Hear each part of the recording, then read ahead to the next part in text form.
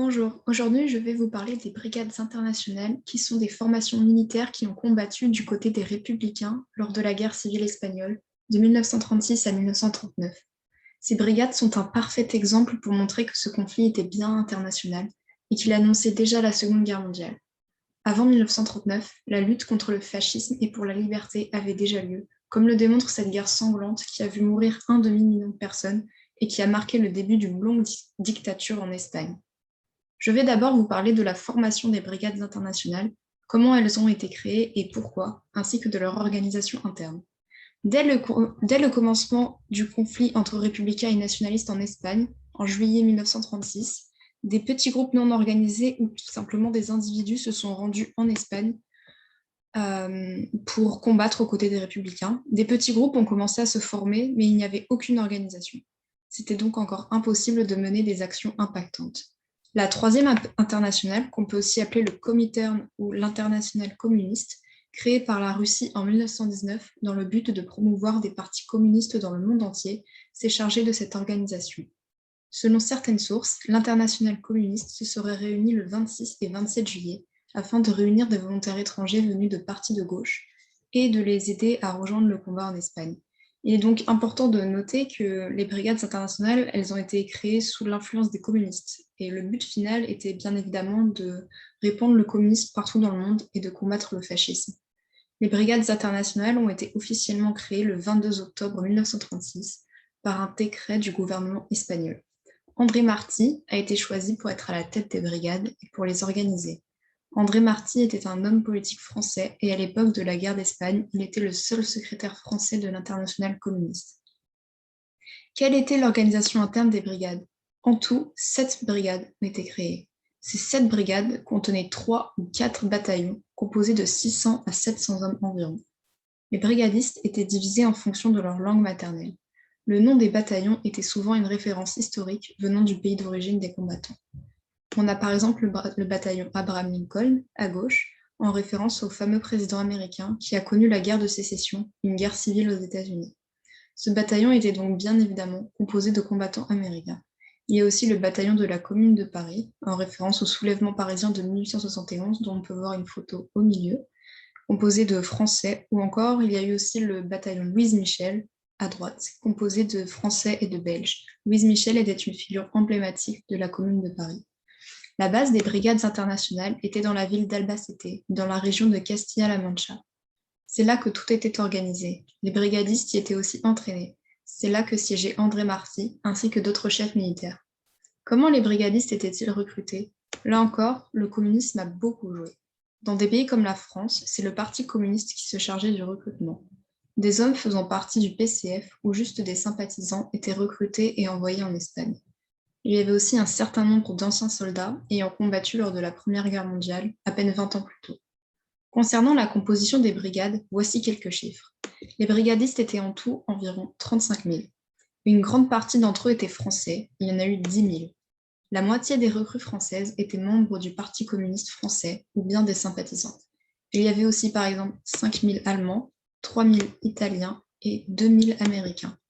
En tout, il y a eu une cinquantaine de pays représentés dans les brigades internationales. C'était majoritairement des hommes venus de milieux intellectuels. Il y avait des médecins, des journalistes ou encore des écrivains.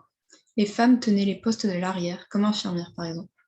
Beaucoup de personnalités politiques, intellectuelles ou bien des figures de la résistance se sont battues dans les brigades, comme le fameux George Orwell qui a raconté son expérience dans son livre Hommage à la Catalogne. Mais il y a eu aussi Henri Roll-Tanguy, qui était membre de la résistance française pendant la Seconde Guerre mondiale. Les brigadistes étaient motivés par différentes choses, mais on peut surtout noter que beaucoup d'entre eux venaient de pays tombés sous le totalitarisme ou avaient fui un régime fasciste, donc ils comprenaient l'importance de la lutte. Aussi, pour beaucoup, la bataille devait se dérouler en Espagne, une bonne fois pour toutes, afin qu'elle ne parvienne pas chez eux. Ces hommes risquaient leur vie pour combattre en Espagne. Pour arriver à Albacete, on pouvait partir du port de Marseille, en voyageant par la mer, ou de Perpignan pour voyager sur la terre. Ces voyages étaient bien évidemment illégaux. En France, les frontières avec l'Espagne étaient fermées depuis février 1937, donc les brigadistes devaient traverser les Pyrénées de nuit pour atteindre l'Espagne, donc leur objectif. Il y a aussi le cas du Royaume-Uni qui voulait se tenir éloigné de ce conflit et qui avait interdit les voyages vers l'Espagne. Les hommes qui voulaient partir devaient donc se rendre en France sous un faux prétexte et jurant de revenir, ce qu'ils ne faisaient pas. En résumé, les brigadistes ont risqué la prison ou leur vie pour combattre aux côtés des forces républicaines en Espagne. Je vais à présent vous présenter quelques actions notoires menées par les brigades. Les brigades internationales ont été d'une aide précieuse dans la défense de Madrid, la capitale espagnole. Vu son importance, les forces du général Franco ont tenté de prendre la ville du début de la guerre, en 1936, jusqu'à sa fin, en 1939. Les brigades ont joué un rôle clé dans sa défense. Elles se sont notamment illustrées lors de la bataille de Madrid, une bataille extrêmement violente et difficile qui a eu lieu en novembre 1936. Les brigades ont apporté une aide militaire énorme, mais aussi une aide psychologique. En effet, la présence de combattants venus du monde entier a redonné du courage aux soldats qu'ils rencontraient. Il y a aussi la bataille de Jarama en 1937 et celle de Guadalajara qui se sont déroulées dans les alentours de Madrid. Des bataillons étaient souvent envoyés directement sur le front lors des batailles les plus cruciales et les plus dangereuses. Ils étaient envoyés en première ligne et subissaient donc des pertes énormes. Il ne fait aucun doute que la présence des brigades a joué un rôle décisif lors de la guerre civile espagnole. Il y a eu également des actions de sabotage. Il arrivait que des brigadistes, avec des petits groupes de combattants républicains, franchissent les lignes du front pour détruire les moyens de communication de l'ennemi. La dernière bataille auquel les brigades internationales ont pris part fut la bataille de l'Èbre, de juillet à novembre 1938. La guerre était déjà à bout de souffle. Le gouvernement espagnol n'en pouvait plus et les troupes avaient subi de nombreuses pertes. Les brigadistes étaient en très petit nombre et ils étaient découragés. Beaucoup d'entre eux sont aussi partis, dégoûtés de la discipline exagérée. Mais il y a eu aussi beaucoup de désertions. Il fallait trouver une solution. Le gouvernement espagnol a donc décidé de retirer complètement les brigades internationales du conflit. On peut expliquer cette décision par deux raisons.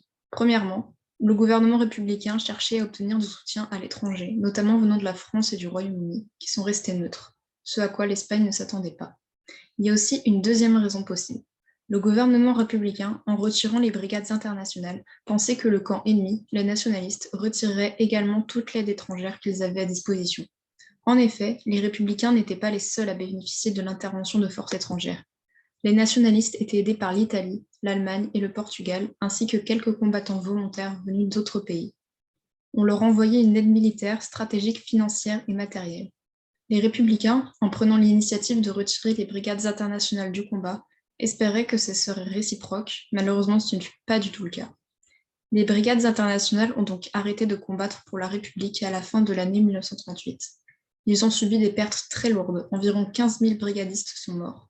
Mais les morts n'arrivaient pas qu'en combat. Selon certaines sources, André Marty, l'homme qui était donc chargé de l'organisation des brigades et qui se tenait à Albacete, aurait été responsable du fusillement de centaines de brigadistes pour des raisons disciplinaires.